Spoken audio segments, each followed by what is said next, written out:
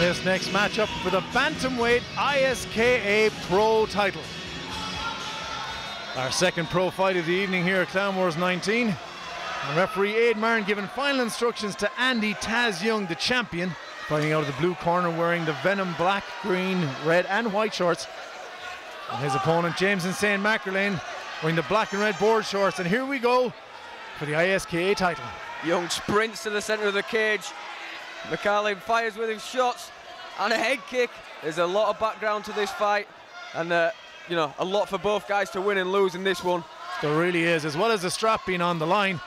James McErlean fought Andy Young some time ago. It was actually his last fight, and he won the judge's decision. Young claims that there's no way that he should have won that decision. He's here to set the record straight. McErlean, of course, believes that it was a perfectly just decision, and he's here to show everybody why. Yeah, and both guys wasted no time throwing the shots. McErlean has got a good reach advantage, but he's letting Young on the inside as well, but he's landed some good punches. See if you can keep Young on the end of those kicks and punches there. Nice left hook, right straight combo there. You can see him feinting as well, but he's really setting up that right hand. And the thing about rematches is, much like a long-term relationship, there's very little foreplay. Oh, it looks like a poke in the eye here is going to put a stop to what was shaping up to be a tremendous first round. That was unfortunate. That even sounded bad from over here, Jay. Yeah, it's hard to tell that, but Andy Young does look in some pain there.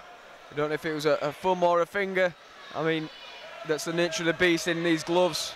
You know, you see it even at the top level. It's a hard thing to avoid because you need the dexterity with your hands to be able to grapple. Sometimes a thumb can go in the eye. Not intentional. I think Andy Young might even be bruised from that strike there. No, I have to agree with you, Jay, that I'm sure James meant nothing from that. It was just one of those unfortunate things that happens in the sport. And I think Young will carry on, but within his rights to take the full 5. But his eye does appear to be marked by that, so if that's the case, he definitely should take some time, make sure the vision is clear. But, you know, hopefully they get right back into the rhythm they had there, because that was shaping up to be an awesome opening round. Calling the doctor in to take a look at it is referee Aid Martin. Obviously, fight safety paramount. Absolutely. You don't want to risk an eye. And Aidan obviously saw something he didn't like there. The doctor comes in and has a look. I mean, it wouldn't be the way anybody would want this fight to end, especially not Andy Young and James McErlean. So Young reckoned the reason why McErlean was able to make any headway against him the last time is he didn't adapt his game plan quickly enough. He found that when he struggled a little bit on the feet against him, but once he took him down, he felt he had control there. But that being said, he seems perfectly content to slug it out on the feet here against James McErlean. Yeah, and McErlean said it, you know, if he can make it 2-0, then nobody can complain. You know, there is no controversy then, and that's exactly what I want to do. And winning the ISKA title off the back of it, you know, it'd be a great way to do it. And Young's good nice to cherry go. on top, absolutely. And we're back in again. Young decides not to touch gloves. Nice head kick there from McErlean. Again, looking for that left hook, right hand combo. He's quite high with his chin when he throws the shots. If Young can come over and try and catch an overhand right off the back of it, easier said than done, no doubt. But he gets a takedown straight into the mount, or almost straight into the mount. But good work from McErlean just to catch that leg for the this almost is actually a half guard. This is more what I was expecting from Andy Young. He talked about having better control on the ground in their last fight. He's making that a reality now, though McErlean has worked back into half guard. Young looking to control him from that position. Elbows to the ribs there from the bottom from McErlean. This is not a bad position to work from for Young from the top. Looking to isolate an arm there. Great position for ground and pound as well. He's looking to drive the elbows in. Obviously, the pros have got elbows now, and you know, top half guard, great place to posture up and throw some elbows and punches. And a well-placed elbow is a beautiful thing, Jay. Yeah, I mean, we saw it make a big difference in the first pro fight. Michael Devlin drove a hard elbow across the cheekbone of McAteer, and it really changed the course of the fight. Young now looking to try and get a pass. He seemed content to hang out in half guard for a minute, but now he's working again to get out of that position. Yeah, if he wants to pass that way, he really wants that left arm over the opposite side of McErlean's head. It looked like he was compromising his base a little bit there, Jay, but it hasn't seemed to matter so far. Yeah, he's not looked to be shifting him as McErlean from the bottom. Young got good top control, as he said, and you know, we saw it against, you know, we've seen Young many times on the show showing a variety of skills, but we've certainly seen his top game come on. Might be looking to isolate an arm there for the head and arm choke, but obviously it's hard when you're stuck inside the half guard. The pass is there, he just steps his right leg, but he's allowed McErlean. Well, McErlean has the educated hips, he's been moving around and now he's throwing offense of his own. Yeah, going shot for shot, and a nice elbow gets through. From the bottom, McErlean is really trying to drive those elbows in as well. Gravity-wise, you know, and leverage-wise, going shot for shot when a guy's on top is probably not the best, but you can do some damage from the bottom with the elbows. He's certainly trying from that position, McErlean, but in the meantime, Young has been starting to land over the top elbows with increased frequency. And we're right in front of our commentary position now, Jay. We can hear the impact whenever he does. Yeah, the clunk of bone on bone when elbow meets head is one I'm familiar with, but one that I don't really like that I'm familiar with. Familiar with it from the wrong side of things, maybe, Jay. And again, you can hear that elbow being driven into Andy Young's head, and you know, that's the thing about pro. You can't just bury your head in there because the guy can elbow. You've got to use your posture, and when you use the posture, you give up a bit of the control. And that's what Andy Young's finding out now. And McErlean looks like he's climbing, maybe thinking about a submission there. We're definitely threatening to try and give Young something to think about other than elbowing him. Yeah, looking for that arm lock, but Young's savvy to it, and he's got good posture. He'll struggle to finish that from there. Manages to turn out of it, and he can get a pass from there. Doesn't quite get past, but he has him trapped in a position against the fence here where he could land some shots. Yeah, almost in that leg drag position. McErlean trying to scramble up, but Andy Young's done a good job of just keeping control of his body to not allow him to climb up the fence. They're certainly keeping Anaconda tight on him there as they move along the front of the position on the fence. Yeah, he's got that right arm nice and tight across the opposite hip. And there's not long left in this round. Andy Young letting some shots fly just to sway the judges right at the end. Are you seeing that as a Young round, Jay? Yeah, it has to be a round in the book for Young. McErlean certainly not out of the fight on his back. He was busy, he was landing some elbows, but Young on top, controlling the position. He passed the guard a few times, landed some good shots of his own. So for me, he's got that round there, but you know, it just shows, you can see why these guys went to such a contentious decision the first time, because they're very well matched up, and it's certainly a close fight. Yeah, very close fight indeed. You have to think going into the second round we're going to see a lot of movement from McErlean as he tries to avoid any chance of a takedown from Young. Certainly was no love for him there once he got on bottom. Yeah, once he was stuck on the bottom, you know, he was trying different ways to escape. He was trying to use the cage, he was trying to scramble up, but Young was just controlling him, as you say, just too tight on the hips and anticipating his every move. So McErlean will try and everything just not to get there, because he's seen how hard it is to get back up to his feet once he is there. And referee Aidan Martin clears the cage, and we get ready for the second round of this ISKA title fight. McErlean gets hit with a hard right hand there from Andy Young. Hits a leg kick, but he's getting taken down. And this is exactly where he didn't want to be so early in the second round. Absolutely, so we're possibly looking at a repeat of the second 3 minutes in the first round. Yeah, we've almost got James McErlean's head in our commentary position. I might ask him what he thinks. That's what I like about you, Jay. You like to include everybody in the commentary. That's it, everybody's welcome.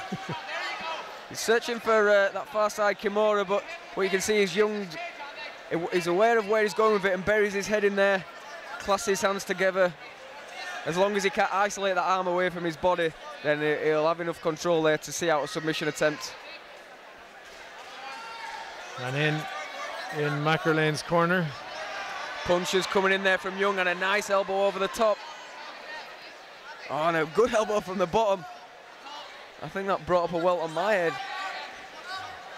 Oh, it's certainly a big elbow there, and the point coming right in against the skull is just no fun. But you know, the way the rules are and the way things are, Andy Young got the takedown. He's on top. You know, judges know the leverage is in his favour. The positional control is in his favour. It's really, really hard to win a fight from the bottom on the judges' scorecards. Particularly you've got coaches Rodney Moore and UFC fighter Norman Park in his corner there, right in front of Andy Young, throwing in advice as he gets some space there and converts it into damage, landing a couple of right hooks, landing some more there from the ground now, starting to turn this top positional advantage into damage. Yeah, those right hands are really starting to come through now. Young just going back to a safe position, then pushing up, letting the shots go, letting the judges know who's dominating, land the damage, and then just control again. You know, he's not in a rush, you can tell that. No, he certainly isn't. The experience telling here. And he tries for an elbow there, but just content now at the moment to stay in control in half guard on top.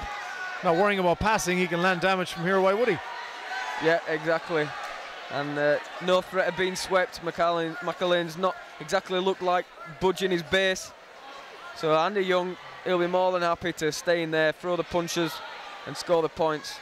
And there's another one of those over-the-top elbows that as Young landed with such force in the first round. He's landing them again here now up against the cage, where there's even less room for McErlean to manoeuvre. Yeah, turning that elbow over when your opponent tries to grab the wrist from inside the guard. It's one way to break the grip and to score a good shot as well. I mean, there's been some big elbows. I'm surprised neither of these guys is cut yet, to be fair. And where does McErlean need to go now to try and get back to his feet, Jay? Well, he's looking for an armbar or an omoplata. He might have it. No, not quite. Again, Young savvy to it. I mean, if I'm McErlean from this position, I'm trying to push off the hips and I'm trying to get my back to the fence. Then when all the power that I generate pushing off Young is pressing into the fence, and it allows me to use that as a frame to try and get back up. And just using anything, you know, on the fence, up on the elbow, up on the arm, anything to not let Young just be content, sat there, just try and break his base. And McErlean, though he is trying for submissions, is not really breaking the base of Young. He looked dangerous briefly, though, reminded Young not to count him out just yet with those two submission attempts from the bottom. But this is starting to look like a recurring theme in this fight with Young on top. And I see the cut team starting to pay some attention at the side there. I think your words were somewhat prophetic there, Jay. I think maybe a cut has opened on McErlean's head. Yeah, we can't see it from our position. It's hardly surprising, given what damage has been coming down from the top. Hell from above. Absolutely. My dad taught me a lot of things, and one of the things he taught me was never let a man elbow you in the face.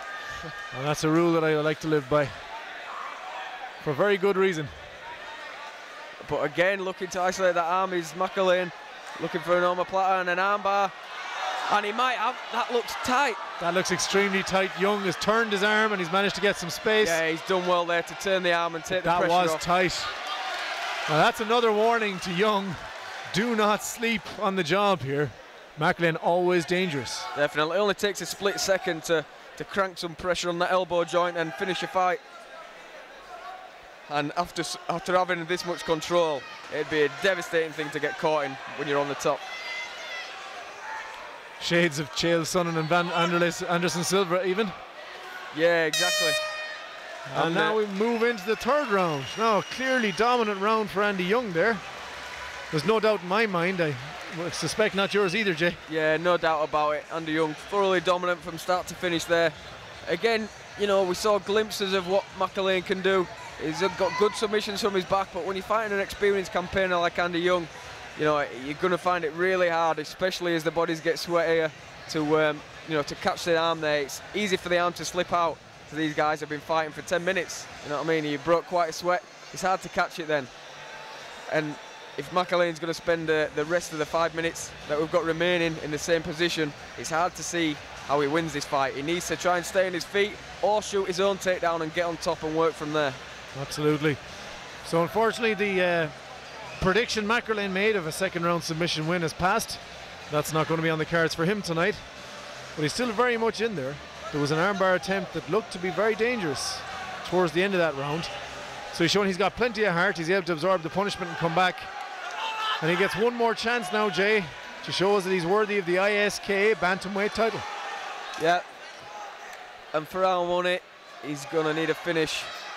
Nice right-handed slipped there, did Young, and fired that right hand over the top. McErlean looking for a jumping knee. It looks like Young was using the fact that there was a takedown expected to land some damage. A good sprawl from Young there. McErlean changing up his tactics, tried to get on top himself, but the hips of Young just too fast, driving him to the floor, gets the top position, and very similar to what we've seen in the second round there. Gets a pass as well this time, straight through to the mount. Straight through the mount, very dangerous here now for McErlean. And Young had sprawled so completely there was no room for any drive through by McErlean. He very quickly turned into a takedown of his own. Now we find him here in the mount. If you can break those grips, this is a really dangerous position. If you can clear it off the head, and he has done. Let's see what offense he can land from the mount. McErlean's moving consistently, he's moving his hips all the time, trapping up Andy's head. He's not giving up, he doesn't care what position he's in, he's going to keep fighting.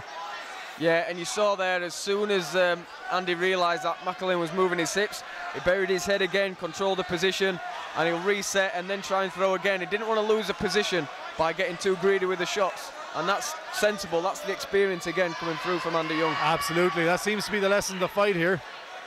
The relaxed pace and the long-term view of Andy Young is certainly paying dividends. Trying to clear them grips with the like the chest slam. Couple of right hands got through then, head and arm again. They're just facing the wrong way to see how that is, but it looks like Andy Young does have that head and arm choke there. If he can pass across. He's got a shot at the head and arm now. And that left arm is very deep. That looks really tight, Jay. McErlean's done a good job. I think he's pummeled the arm back in. Good work. Such a tough young fighter in James McErlean. Yeah, I mean, a lot of people would have given up already. McErlean certainly isn't going to give up at any point. The referee's going to have to drag him out of there. I think so. He's a game fighter, but as it stands now, Young has avenged the loss. He's on track to retain his title. Yeah, McErlean looking to fire some hammer fists up from the bottom of the mount. It's not a position where you're really going to do too much damage. But it's just showing his fighting spirit, really, more so than anything else. And he's trying to move his hips, but the pincer-like grip there of Andy Young's feet on his hips just doesn't allow him to get any space and to generate a momentum for an escape. Yeah, there's a couple of times where it's looked like the armbar's there for Andy Young, but it doesn't seem he wants it. He wants to stay on top and punch his way to victory. Not taking any chances is Taz with this ISKA title. Yeah, he wants this win this time, and he's not going to do anything stupid and give it up. Nice shot, get through there, and a few more. He's really rallying with the punches now. McErlean's not giving up. You can see he's trying to bridge, he's trying to roll, he's trying to move his hips, but the control just far too good from Andy Young just to let him advance his position there. Tremendous bravery for McErlean to be still fighting and to be fighting so well despite the damage he's taken from Mount. You have to admire them. But I'm afraid Andy Young, he's like an anaconda on top. No space and constant strikes. He's like some kind of anaconda that has arms for punching. And a blonde hairdo. He may be looking at the armbar. Yeah, he went for the figure four grip to fake with a key lock for possibly the armbar, but again he's decided just to punch him in the face instead. Not a bad tactic, it's worked for him thus far. And that elbow got through. I was about to comment that we haven't seen those elbows now. Surprised. He's used them to such vicious effect in the first and second rounds. And they're back. Oh, chopping back in the third round. That one just brushed right across the cheekbone of McErlean. And he must have skin like leather. I don't know, he might be doing the same thing that you used to do with your conkers when you were a kid to toughen them up. Just rubbing his face in vinegar or whatever it was. But it's his dire straits now for McErlean. He's been mounted for pretty much the whole round. You know, he's showing his heart, he's showing his toughness, but he's not showing us that he can beat Andy Young tonight. And he goes for the armbar. He doesn't get it, and that's why Andy Young didn't go for the armbar, because he could give up his position, but enough time's passed in the round now where I don't think it really matters on the position that he has for the rest of the round. Careful of the up kicks though from McErlean. I guess Young decided that he didn't look like he was going to finish him from the mount, so he said he'd have a go. But these two guys are both pretty slippery in this third round. 10 seconds left in the round. 2 seconds left in the round. Spoke too soon. Another phenomenal round for Andy Young. There can't be any controversy in this decision, Mark. I don't think so, Jay. I think that if that doesn't go to Andy Young, I'll eat my hat. But let's go inside the cage for the official decision. Riders to the center for the official decision. All three judges find for our winner by unanimous decision, and still ISKA Bantamweight champion Andy Taz Young.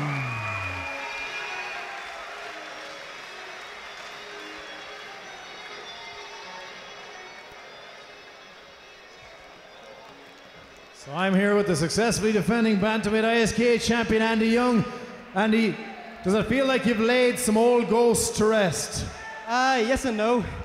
I really did want to finish, but James is like tough as nails.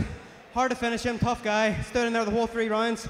I was very disappointed I didn't get finished tonight, but it was good, I guess, to have a unanimous decision go my way. So happy enough, guys.